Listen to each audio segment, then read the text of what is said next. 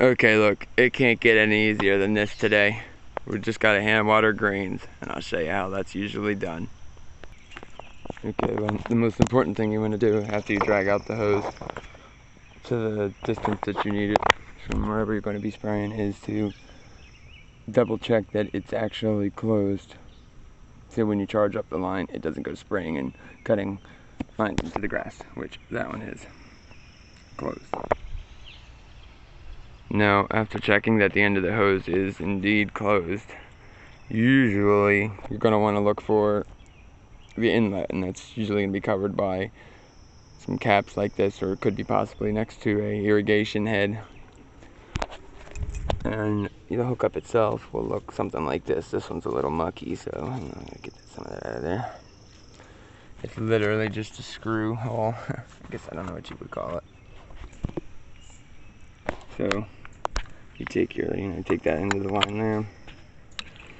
And again, you have to make sure the end is closed, because it will immediately start shooting out if it's not. Once it's pressurized, you'll be able to hear it. And that's ready to go. See, now the hose is ready. It's closed off. It's not spraying around like a crazy thing.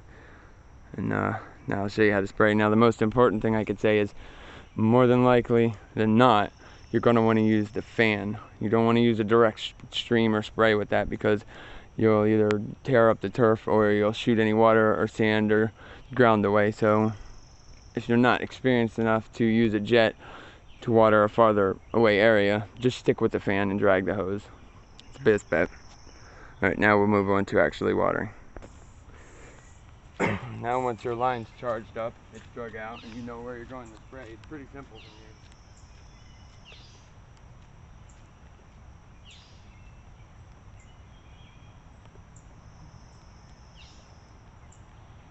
Turn your line clockwise. That'll usually open it. Unless you're in like Europe, then maybe it's counterclockwise. Try not to drag the hose across the green if it can be avoided. Also, sometimes you can't help it, but always aim the jet upwards until you get your fan. You don't want to take any chances of tearing up the green. Me personally, I like to come in from a high angle. It gives you a nice direct flow, and you can really see what you're doing. But really, whatever works for you is best. Everybody has a method of doing things, and whatever works for you might not work for me. So stick to your own method. This is just the way I do it.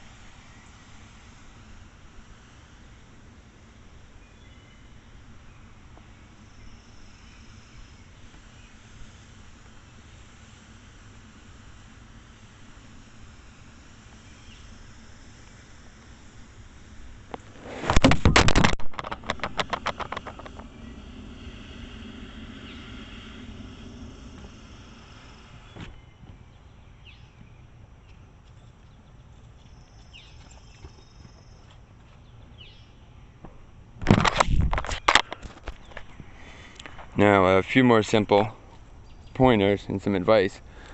You see how, if you look at the screen, you can see there's a high spot in the middle here, right? And just the way the turf is and the way the ground is here, well, the water runs down from here and spreads out. Therefore you get spots like this, things like that, that are dried up and not getting the right amount of water because it doesn't soak into the ground. It doesn't stay long enough to soak. It moves in, it gets some, and then we end up having to either plug or dye that area. It can always be fixed, but generally that's the kind of things you're going to want to be spraying, and never directly. Always give yourself anywhere between 10 to 12 feet with a nice fan, just to be safe. And that's pretty much it. I don't think I need to explain how to wrap a hose up, so that'd be all.